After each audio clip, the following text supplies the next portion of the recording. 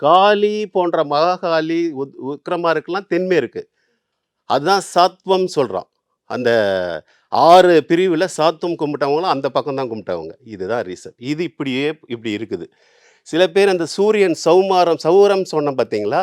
சூரியனோட அதுதான் இந்திரன் பாகம். நடு பகுதியில வச்சிருப்பாங்க. பிரம்மஸ்தானத்துக்கும், கிழக்குக்கும் வச்சிருப்பாங்க. இது வந்து நம்ம தமிழ்நாட்டுக்குள்ளேயே இருக்கிற விஷயத்த தாண்டி வெளி மாநிலத்துக்குலாம் போனா, வெவ்வேறு விஷயங்கள நம்ம எடுக்கலாம்.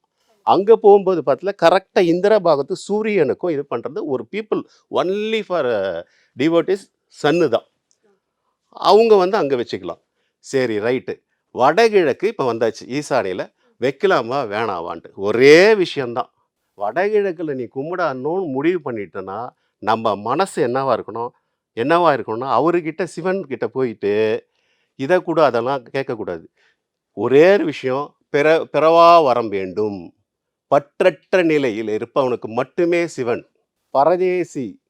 பரதேசின்னா என்னது? சந்நியாசி. எந்தவித ஆசாபாசமும் இல்லாம இருக்கிறவனுக்கு வடகிழக்கு சிறந்தது.